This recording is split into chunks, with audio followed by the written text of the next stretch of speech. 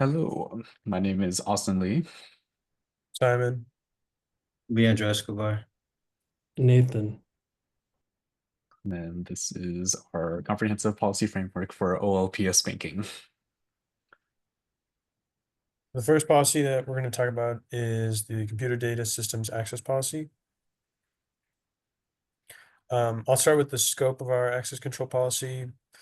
This policy ensures that access to Ellipse banking is granted in a secure and controlled manner. It protects our system sensitive data by clearly defining how access is granted. The scope of this policy spans all of Ellipse banking's facilities, all departments, and in terms of personnel, it covers all employees, contractors, consultants, and vendors with access to our systems.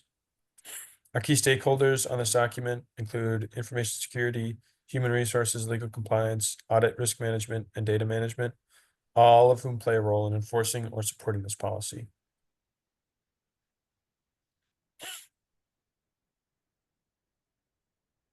So next, I'll talk about the core policy controls. First, all systems access must be formally requested. This includes RBAC and the enforcement of multi-factor authentication.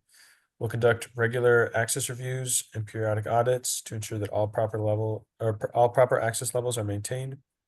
Any modifications will require a documented request for change form.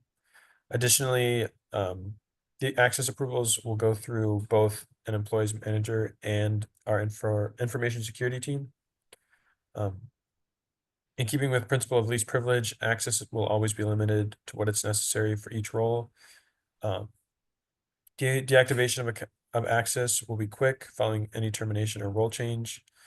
And from a governance perspective, the information security team will conduct regular policy reviews with the CIO resolving any disputes that come up. And then finally, our policy also aligns with these key regulations: GDPR, HIPAA, ISO, IEC, and Sarbanes-Oxley. These are the regulations that our policy supports and how our policy aligns with them. Finally, I'll discuss how this policy supports compliance and strengthens Ellipse Banking's operations. Functionally, it defines how access is granted, reviewed, and revoked. It ensures readiness for internal and external audits, supports regulatory compliance, and safeguards our users' access with clear role-based control mechanisms. In terms of business impact, this policy protects sensitive financial and health data from unauthorized access. It reinforces Ellipse's commitment to confidentiality, data integrity, and accountability, and it aligns us with major regulatory and security frameworks, including GDPR, HIPAA, ISO, IEC, and Sarbanes-Oxley.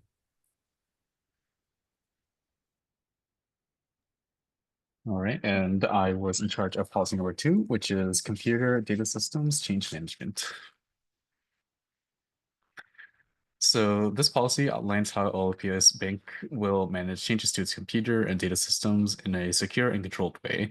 It applies to all system changes, whether technical, operational, or vendor-driven, and impacts all departments that handle sensitive customer financial information. The goal is, in general, to ensure that changes are reviewed, tested, and approved, reducing risk and aligning with the GLBA safeguards rule.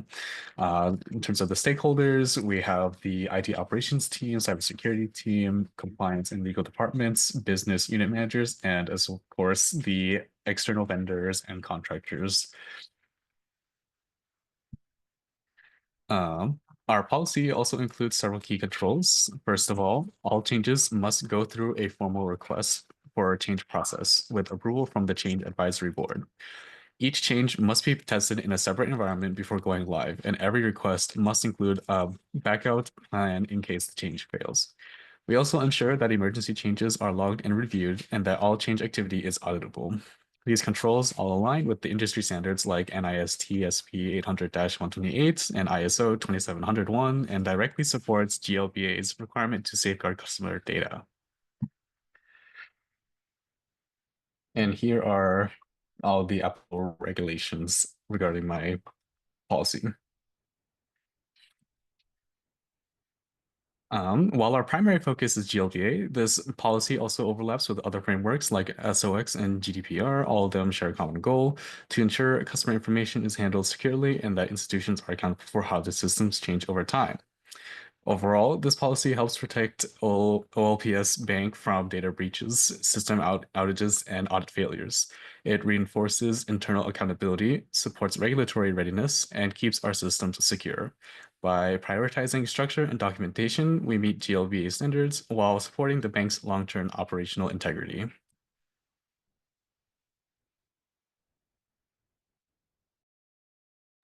Hi, everyone, and this is my part for the computer data systems, the backup and recovery.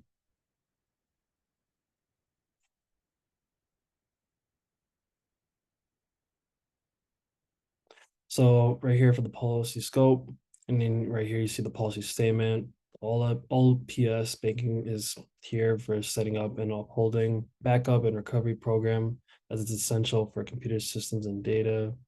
And then it consists of backups, offsite storage, and recovery process, and the roles and responsibilities. You can see right here the scope of application, all OPS banking locations, data centers, and business units globally. Everyone who works on it is on a team, whether it be IT, finance, operations, customer service, and compliance. And then for the stakeholders, you can see here it starts from information security all the way down to data management. And then for the policy controls and frameworks, the core policy controls, as I said earlier, regularly back up important systems and important information to meet our recovery point objectives, our RPOs, and then the recovery time objectives, and establish the longest time that is important for systems can be down and make sure that our recovery plans can bring them back within that time. And then for the alignment, start from the FFIEC IT examination handbook all the way down to the GLBA section 501 safeguard rules. And then you can see right here, this is the applicable regulations starting from FFIEC IT all the way down to GLBA. And then for the policy compliance regulations, the function is to adapt a strategic strategy for overseeing any risks for many third-party vendors, and then outline any responsibilities. And then for the impact, the most important part is to boost security and ensure vendors comply with our OLPS banking standards for security and compliance. And then also improve continuity for businesses by addressing vendor-related risks that can interfere with services or operations.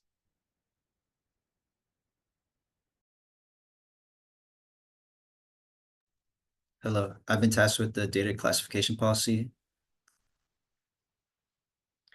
Okay, so as for the policy statement, OPS Bank's classification policy establishing tiers such as restricted, confidential, internal, and public. These tiers are enforced by security controls for the bank to ensure that the protection of customers' financial data. These protections are enforced by requirements such as GLBA is required for an annual review of this policy, ensuring that alignment with evolving government regulations and risks. As for the scope of the application, the scope of the bank policy applies to all the physical OLPS bank locations, such as facilities, departments, employees, contractors, and their third-party vendors. The scope coverage covers the data storage, access, retention, and disposal of encryptions across the bank's on-site locations and digital storage. This policy ensures with the legal compliance with the GLBA and security controls such as MFA and TDA block cipher, and enforces the data classification of restricted, as I mentioned before, restricted, confidential, and internal and public data. As for the stakeholders of this policy would include the data protection team, risk management, legal compliance team, vendor risk management team, database administration, customer data, and financial data.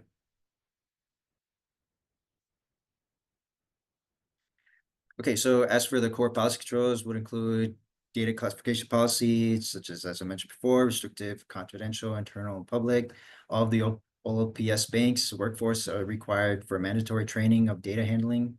Data encryption of storage of OPS banks is a must for using a TDA block cipher for encryption for customer financial data.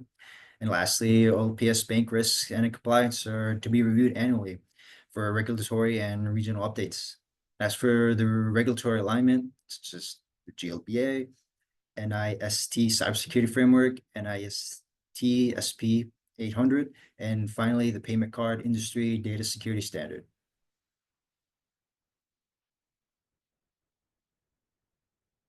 And as for this slide outlines our application regulation policy, such as by regulation requirements and policy alignment.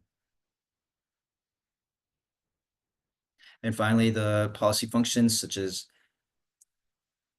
enhancing the data through encryption of all sensitive information and transmission, reducing the vulnerability of breaches such as cyber attacks and authorized access.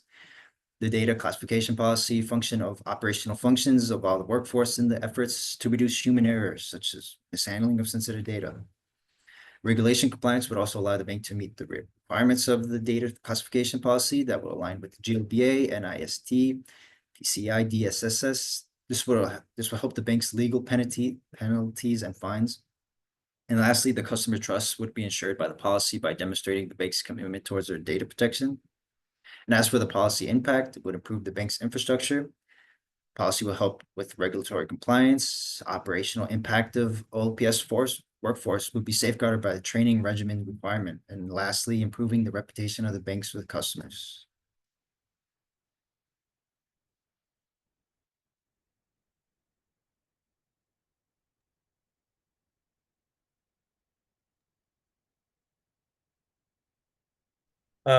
Just a quick review for our systems access policy.